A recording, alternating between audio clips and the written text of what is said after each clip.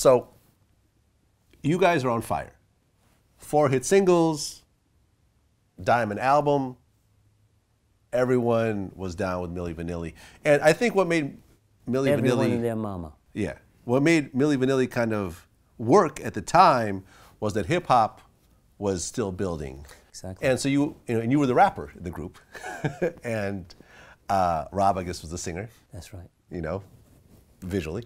That's right. And it was sort of this interesting kind of hip hop, R&B, pop kind of fusion. Combo fusion, yeah, exactly. Belle Biv DeVoe did something kind of in the same vein, I feel, between Yeah. the rapping and the singing and so forth. You know, Bobby Brown, you know, like different groups were kind of playing around with it, and you guys kind of nailed that sound of rapping and singing and so forth. Frank really, you know, is a student of the game, obviously, student of music. And he saw this niche market.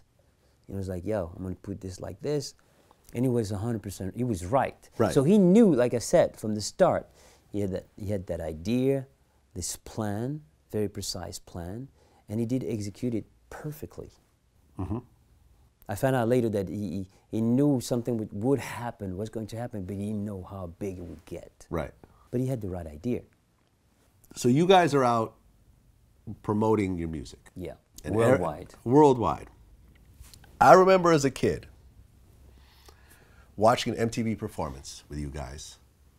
And afterwards, you know, on MTV, you give like a shout out. Hey, this is Milli Vanilli. Shout out to MTV, something, something. And I remember as a kid watching this and seeing the two of you do this. And I thought, these guys can't speak English. You heard it. I heard it right away. Right. And it was like, I'm like, this right here already doesn't make sense.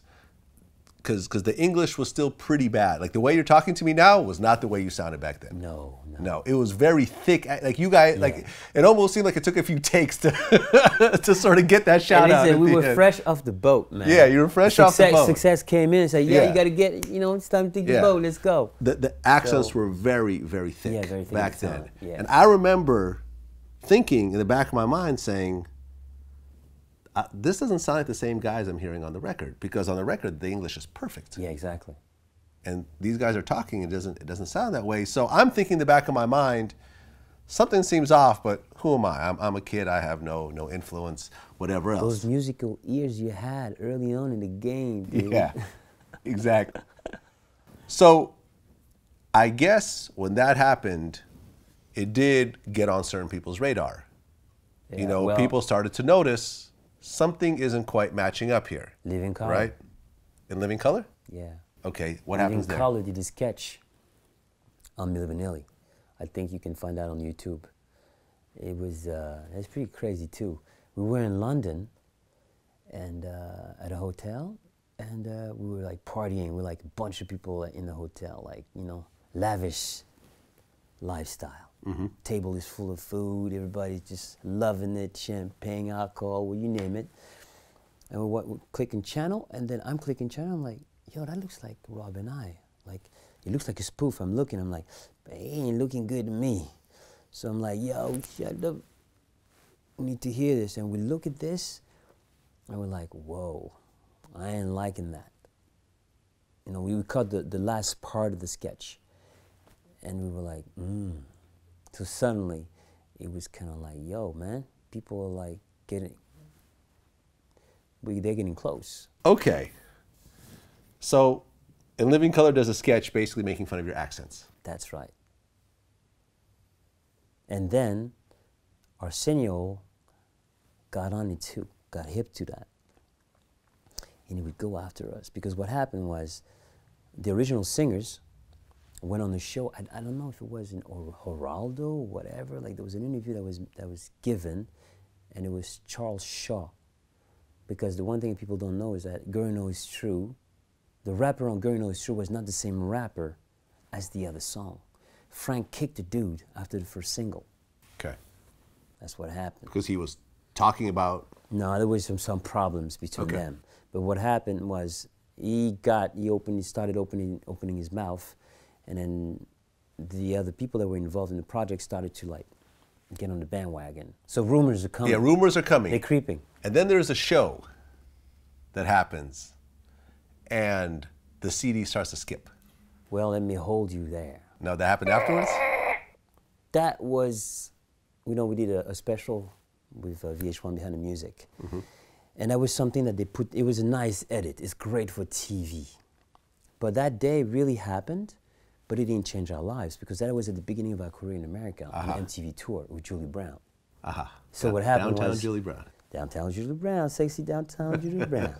And what happened was the computer skipped, and then it was not my part, so I was chilled. It was like, oh, yes, Rob, So he was pissed. So we went backstage, and they were trying to fix the problem. 2 minutes because we were known for the skipping. Back then they used to do the repeat and all that. So we went back out there and did the thing, and it was no big deal. No big deal at all. Okay. That's not what started it all. But for TV it was those skits. It was nice. Okay.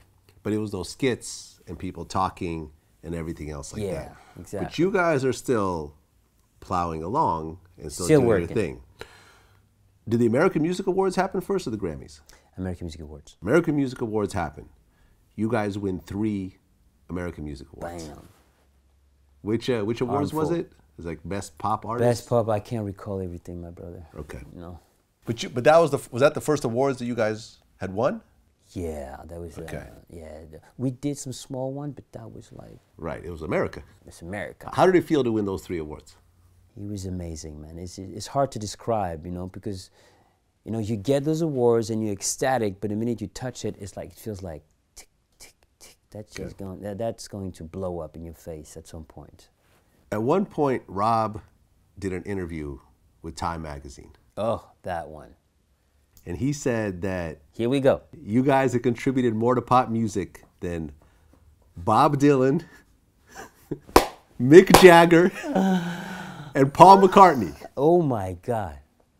Now, listen. Oh, my God.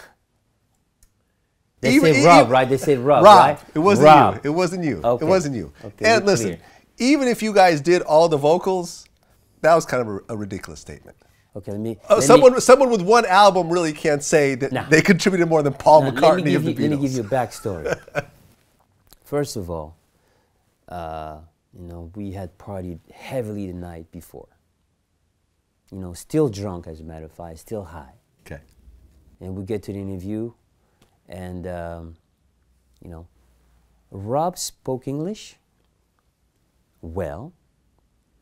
I spoke better and understood better. And sometimes he put his foot in his mouth. He was misunderstood. He never said those words. What did he say? We were fans of Bob Dylan and the Beatles. We were fans of it. What he was trying to say, he was trying to say on the pop level, like we affect people, the fans. But the journalist was like, yo, maybe he already knew. He's like, yo, that's a great story for me. I'm gonna get on the map. I'm gonna get on the map with that. Like, right, let me do this, because we actually try to get the tapes. Because he recorded the whole thing. Like, we want to get the tapes. Please give us the tapes. Let us, let's hear the conversation. Yeah. Because I would have said like, yo, man, you crazy or what? Are you crazy, dude? So so that's a rumor. So that was, yeah, man. that was never actually said by. That's a flip, man. By Rob. Taken out of context. Taken out of context.